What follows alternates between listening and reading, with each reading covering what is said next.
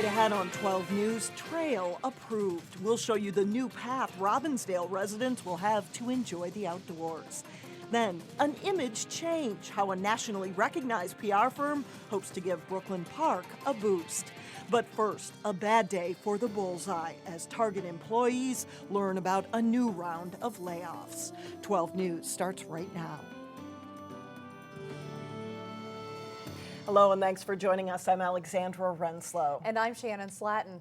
On the heels of a costly security breach and weaker than expected holiday sales, Target plans a new round of layoffs. And this time, Target plans to lay off 475 employees. Target employees were informed about the layoffs this morning. The Star Tribune reports the cuts were actually in the works months before the security breach. A Target spokesperson would not say which departments are affected by the layoffs and whether Target's Brooklyn Park campus was impacted. Target is headquartered in downtown Minneapolis. Today's layoffs follow cuts last fall when 150 corporate employees were let go. Target experienced slower growth in sales and profits throughout 2013. Because of expected dangerous wind chills on Thursday, the Anoka-Hennepin School District has decided to cancel school and activities. Thursday's wind chills could dip to 35 to 40 below. School is expected to resume on Friday. Anoka-Hennepin is the state's largest school district. In other news, Brooklyn Park is looking to boost its profile. The city officials have hired one of the country's top public relation firms to make that happen. Carmichael Lynch Spong will be in charge of implementing a branding strategy at a cost of $150,000. Today, the PR firm is hosting 2 meetings at the city's Community Activity Center to hear feedback from residents. Delane Cleveland is there and he joins us live with more. Hi, Delane. Hey, Alex and Shannon. The goal of today's meeting is to gather members of the community together so the PR firm can gather insights into the city's challenges and successes. This past October, Brooklyn Park approved hiring Carmichael Lynch Spong to spearhead the city's branding campaign. The objective is to promote Brooklyn Park and everything it has to offer, such as 2,000 acres of parkland, 2 golf courses, 120 miles of trails, and the Community Activity Center with its various amenities. But the task of promoting Brooklyn Park does have some challenges. There are people who think they know Brooklyn Park, and I think they have a perception of it that's maybe 5 or 10 years old, maybe even older. And so there are some walls to knock down there. There are some minds to change there. And I think a lot of our efforts will be in that direction. Well, meanwhile, some people may wonder why the city felt the need to implement this branding strategy. Joining me now for more on that is Brooklyn Park's Housing and Development Manager, Kim Bergeron. Thank you for joining us, Kim. So first, why exactly the need for the city to hire a PR firm? Sure, this project is all about promoting the good messages about our community. It's a great quality of life here in Brooklyn Park, and we're looking for strategies to get the word out. So how do you think this is really going to benefit the city in the long term then? The strategies are really all about attracting investment to the community and to promoting how great of a community is. So we hope that it'll attract both businesses and residents to come here, invest here, and stay here. And final question, there's a $150,000 price tag associated with this. How do you respond to some of the critics that may raise questions about that price tag? We consider this investment important to the long-term health of our community. We think about it's a proactive investment that ensures stability over time. All right, thank you very much, Kim. All right, so this first session is taking place right now and goes until 4:30 this afternoon. The next session starts at 6 o'clock and goes until 7:30 p.m. in Grand Room 1 here at the Community Activity Center. So everyone's invited. Come on down. Reporting live in Brooklyn Park, Delane Cleveland, 12 News. All right, thank you, Delane. New Hope is expected to move forward in its plans to create a new city center. It's been almost a year since the Kmart building was demolished along Zion Avenue. The city has long wanted to use the site for redevelopment and create a central gathering place there. Tonight, 2 development groups will present concept plans for the site at City Hall beginning at 6:30. New Hope residents are invited to attend. We are learning more about the events in Brooklyn Center that led to a police standoff Monday in Hopkins. Baron Jones is accused of firing 3 shots at a man Saturday at a Brooklyn Center apartment complex. The victim is the boyfriend of the suspect's ex-girlfriend. He was not hurt. Jones fled to his apartment in Hopkins, which a SWAT team surrounded for 6 hours on Monday before he was finally arrested. Jones has been charged with 2 felonies. He also has a previous felony charge for criminal sexual conduct. Residents in the Northwest Metro will have a new place to run, walk, and bike. Tuesday night, the Robbinsdale City Council unanimously approved the Crystal Lake Regional Trail. Reporter Sonia Goins has more on the new trail. Denise Nova enjoys walking her two dogs around Victory Memorial Parkway. The red one is Katie and the white one is Tess. She's excited her dogs will have new ground to cover. Well, I think that would be a great idea. The more interesting places we have to walk, the better it is. Three Rivers Park District is developing the trail. It will provide a fantastic amenity for the residents of our city. A lot of people at the moment walk, run, bike around Crystal Lake as it is. The Crystal Lake Regional Trail will stretch for miles and link to other trails in the area. The ultimate trail running from the Grand Rounds, connecting down here, Victory Memorial Parkway, approximately at Lowry Avenue, and going all the way up to the Elm Creek Park Reserve. I don't think we'd walk that far, but that's great, especially for bikers. The City Council was worried about people having to cross over busy County Road 9. As a result, the trail will now have a narrow crossing and the speed limit will be reduced in that area. That version has a crossing County Road 9 near Lake Road. They would then proceed along the northern side of County Road 9 up to Lakeland Avenue.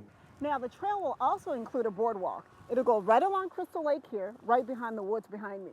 The whole idea is to get people up and close to the lake, but not everybody was on board with the boardwalk. Some of the residents were concerned that the boardwalk would have a negative impact on animals in the wooded area, while others just didn't want it in their backyard. They were worried that folk using the boardwalk might then have a closer view or a view into their homes. Because the trail goes for miles and will cross into several different cities, more people will be able to get out and enjoy the great outdoors. It's great. I mean, more trails is always a good thing, more exercise, getting people out there.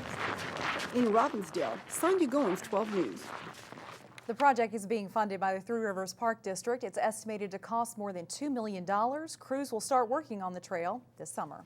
According to a new student survey, 9 out of 10 Minnesota 11th graders are planning to attend college, and fewer students are taking part in risky behaviors. The survey showed that 14% of 9th graders reported drinking alcohol in the past 30 days. That's down from 36% back in 1998. Similarly, 7% of 9th graders reported smoking cigarettes in the past 30 days, and that's down from 18% in 2001. And when it comes to bullying, as many as 12% of students reported being harassed or bullied at least once in the past 30 days. More than 160,000 Minnesota students were surveyed to better understand the issues that youth deal with on a daily basis. Still ahead, more on the Target security breach and the free credit monitoring services you can sign up for. That is coming up next in Money Savers, and then later in sports, an overtime thriller between Cooper and Benilde in a key girls basketball game. But first, a forecast that sounds like a broken record. There's no sign of a warm-up until Friday. Today in Money Savers, more fallout from the Target security breach. The retailer sent out an official email last week offering a free credit monitoring program for consumers. We talk about that and a way to save money while shopping there in today's Money Savers report. It was the breach heard round the world. In December, scammers stole personal information from more than 100 million Target customers. In some cases, companies who have suffered a data breach will offer free credit monitoring. Target is doing that, which is, I think, a good thing for customers to consider. Here's what you need to know about the free credit monitoring service that Target is offering. To sign up, go to creditmonitoring.target.com. You must submit your name and email, then you'll be given a code to activate. The free credit service offered by Experian, called Protect My ID, allows you to get a free credit report, alerts you if someone is trying to inquire about your identity, and if your identity is stolen, it offers help for reclaiming it. However, keep in mind the report does not provide a credit score, and you are still advised to check with your bank on what they recommend for monitoring your accounts. It can be kind of a complicated process, so you want to make sure that's something that your bank is recommending or your credit card provider, and really listen to what they're saying. However, many people still shop at Target every day. If you still shop there and you're looking for a way to save, check out Target's newest program. It quietly launched last year, and it's called Cartwheel. What's ingenious about it is it's removed the obstacles that most people have to coupons. One being, oh, I forgot them at home, and two, I didn't think about this until I'm standing in the store right now. I wonder if there's a discount. You have to download the Cartwheel app, sign on online, or join through Facebook. You just scroll through the app, find a discount that you want, add it to your cart, and then at checkout, the cashier scans the Cartwheel barcode and those discounts are taken. One way to maximize your savings through Cartwheel is to stack coupons. You can stack a Cartwheel discount with a Target coupon and a manufacturer's coupon for triple the savings. It's taken off in popularity and generated such a buzz because it works really well, and it's done that removing the obstacles. In the wake of Target sending out an email last week, there have been several scammers doing exactly the same thing. Now, if the email asks for personal information, money, or it stresses a sense of urgency, it is not an official email from Target. We have the official email address and much more from Target on how you can identify those emails posted on our website, 12.tv. Coming up, a really cold treasure hunt that could heat up very fast. But first, the Maple Grove girls hockey team looks to skate past Armstrong-Cooper. John Jacobson is in next with sports. Welcome back. John's in now with sports. We're talking basketball. Yeah, undefeated in conference play for Champlin Park, a fun team to watch. Yeah, they've got a big game coming up Friday. They had to take care of business Tuesday. First of all, the Rebels made it through the first round of the Northwest Suburban Conference games with a perfect mark. One of their closest games of the 3-point win over Maple Grove in December. Crimson looked to pull off the upset on the Rebels' home floor Tuesday. An early steal by Ian Smith. Smith leads to points for Champlin Park here. Smith will miss on the lay-in, but Jeremy Johnson gets the putback for two. The Rebels score the game's first 8 points. Champlin Park has some really good outside shooters. Here's one of them. Alex Lebo hits a three. He scored 11 points off the bench. Brad Davison misses the jumper for Maple Grove, but Taylor Schott is there for the offensive board and hoop. Maple Grove is down just 3 points, but that is as close as they would get. J.T. Gibson with a three for the Rebels, one of 11 made by Champlin Park. It's a 9-point game at halftime. Reed Nicko drops down too early in the second half for Grove to keep the margin at 9. The Rebels, though, pull away from there. Brennan Witt goes high for the offensive rebound and hoop. He scores 22 points. And then the quick transition from defense to offense here for Champlin Park ends in a three-pointer for Gibson. He scores 16 points in the game. Champlin Park goes to 11-0 in the conference with a 75-57 win. It's still pretty early in the conference season in North Suburban girls basketball. The last two unbeaten teams in league play met up as Cooper visited Benilde St. Margaret's. Benilde's in red. Good hustle by Alec Hofflin to steal a pass. She turns it up court and goes away for the layup, and the Red Knights grab a 16-10 lead on the Hawks. And they extend the lead. Grace Coughlin drives. Can't get her shot to drop. Sophie Hughes, though, is there for the putback basket, and it's a 9-point Benilde lead. Cooper comes back. Kaya Harvey drives, gets it to Lauren Johnson, who spins and hits the one-hander off the glass. Hawks are within 4. They trail 36-32 at the half. Benilde maintains the lead in the second half. Gretchen Sadler to Azaria Jackson-Sherrod for 2. And then off a Benilde miss, Cooper rebounds with the outlet pass stolen by Grace Coughlin. She scores 2 over a game-high 33 points. BSM's up 8 with a little over 2 minutes left.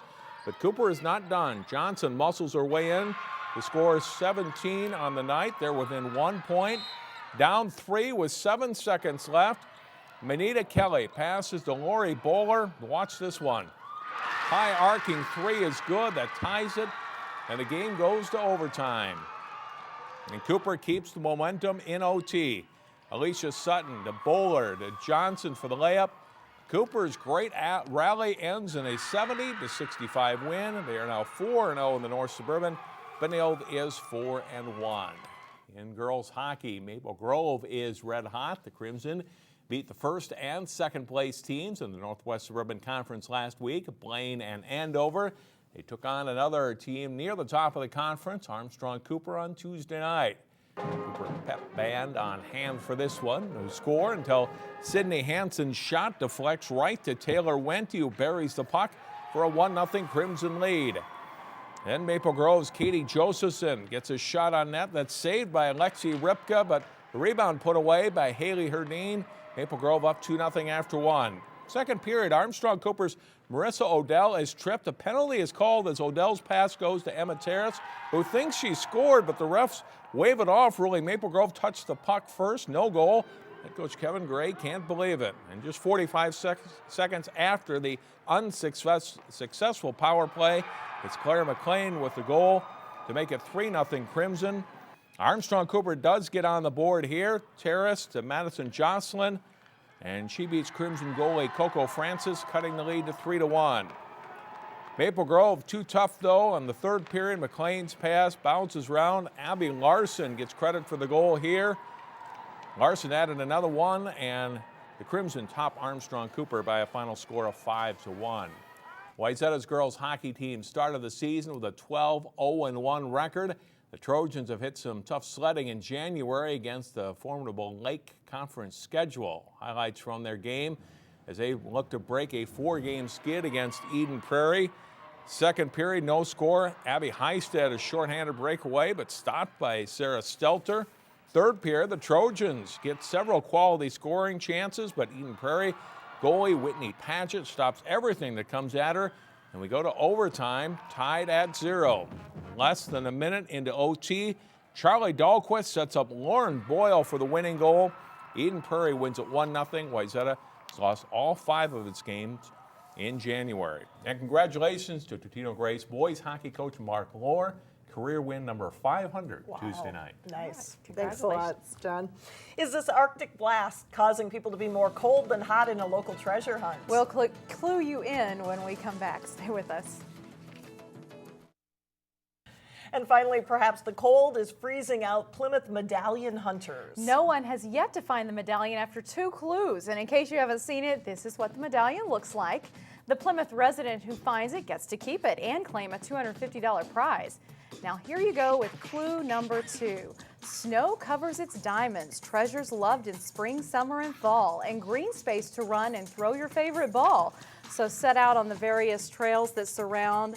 When do you think the medallion will be found? Sounds like folks will be going to a baseball diamond. What do you think? Or maybe it'll be found when it warms up. Probably. Too cold to The winner search. will be recognized at the Plymouth Fire and Ice Festival on February 1st, and usually it's found right off the bat. So I bet the cold weather's keeping folks in. Worth your time, too. Yes. $250, not You can bad. spend it.